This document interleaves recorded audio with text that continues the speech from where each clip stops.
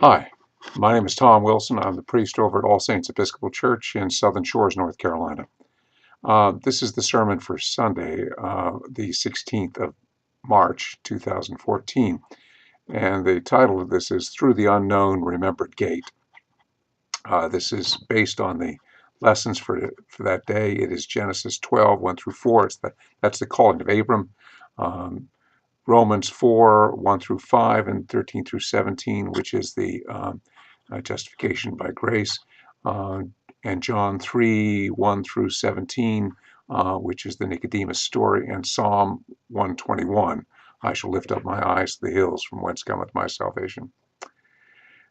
Okay, whenever I really need to find the peace of God, I walk down to the beach here at the ends of the earth, where there is only the earth on which I stand, the ground of my being.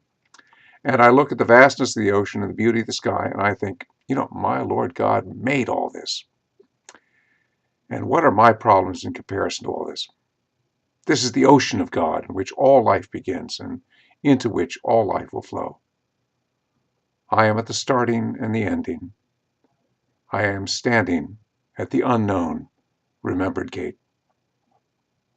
I find peace in that fleeting moment. And it reminds me of some lines from T.S. Eliot's Little Giddings, the fourth part of his poem, Four Quartets, where it goes, "We shall not cease from exploration.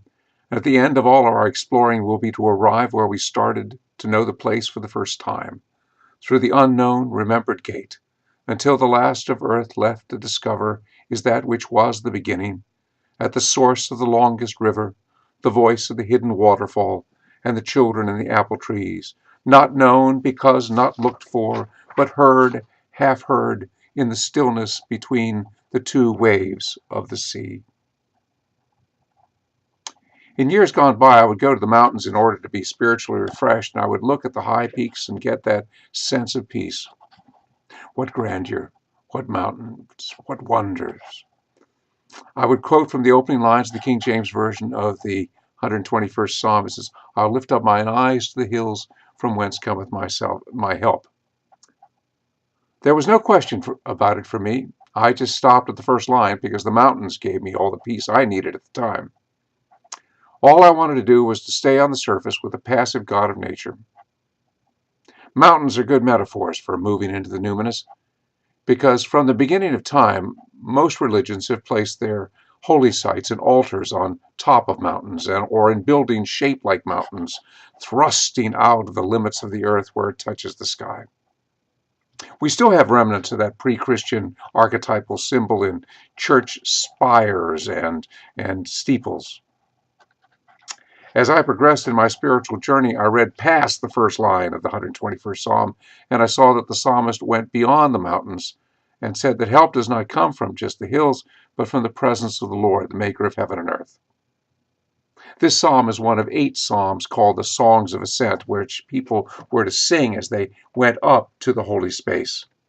Central to the idea of pilgrimage is that one has to leave one's place of residence and journey to find the holy space. I've made pilgrimages to high holy spaces to see the one God in all sorts of places where all sorts of faithful go. I've been to the Muslim Temple Mount in Jerusalem, to the Eastern Orthodox monasteries hanging off cliff sides in the Judean wilderness, to the Mayan step temples in Central America, to the pyramids in Egypt, to Roman Catholic chapels in hill cities in Italy, in different denominational mountaintop chapels in our country. And one of these days, when I get rich and famous off this job, I'm going to go to Ayers Rock in Australia, and Mount Fuji in Japan, and Denali in Alaska, and Shwedagon Pagoda in Yangon in the country formerly known as Burma. Pilgrimages are intentional, time-limited metaphors of our lifelong journey in relationship with God. We've made choices in how we do these enacted metaphors. The most popular idea is to come to a place as a tourist to find out more information or to collect experiences.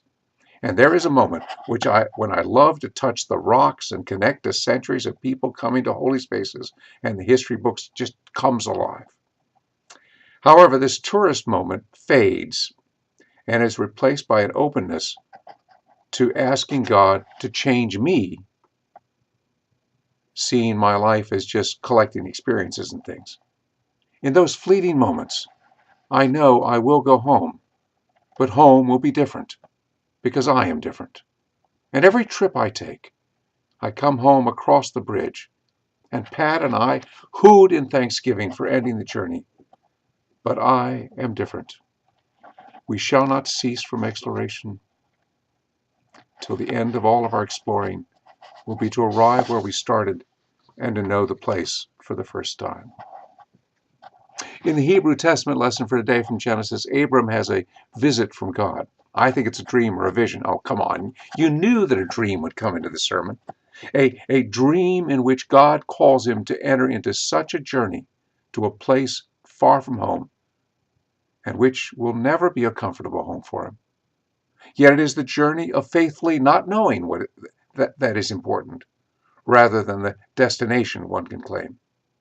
He does not know where he's going, and yet he goes, one foot in front of the other, in ignorance and in faithfulness. His journey is much like the 11th century Archbishop of Canterbury, St. Anselm, who had an active love of God and was seeking a deeper knowledge of God. He wrote, "Nor do I seek to understand that I may believe, but I believe that I may understand. For this too I believe, that unless I first believe, I shall not understand." So also Anselm does not understand, but rather enters into faith. Rather, he enters into faith in order to eventually stand under, but almost never fully understand the absolute paradox that is God. In this situation, one does not do a leap of faith, but rather what Kierkegaard calls a leap to faith. Abraham is on his journey, his pilgrimage, a pilgrimage that he will never finish in his lifetime. However, at the end of his journeys, he returns to where he began, in union with a God he can never fully understand. The lesson from John's Gospel from Nicodemus visiting Jesus is also, I think, a dream, for it says that Nicodemus comes at night to visit Jesus. In the 10 times in my ordained ministry over the past 30 years that I have preached about this story, I was literal and assumed that Nicodemus didn't go in the daylight because he was afraid of disapproval from his fellow teachers. But my latest theory is that John collected stories about Jesus as he put together the gospel, and Nicodemus gave his story about his first call to follow Jesus from a dream he had about beginning a journey to go God knows where with Jesus. Nicodemus doesn't understand anything that is said in the dream. The story is like a conversation in which symbols and puns abound in the dialogue, and there's really no coherent give and take as questions are answered with other questions as people speak past each other, much like a dream. But Nicodemus makes the leap to faith at the beginning of his pilgrimage, to believe in a deeper dimension of God, of life, a pilgrimage that hopefully he will never finish in his lifetime, but he will arrive where he began, in union with the God he can never fully understand.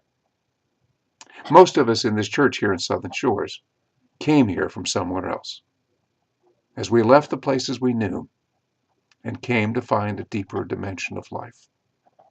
It is a journey, and my prayer for us and for you is that we will never end this journey in our lifetimes, but we keep going deeper until we arrive where we have begun, in union with the one God who we can never fully understand. Thank you.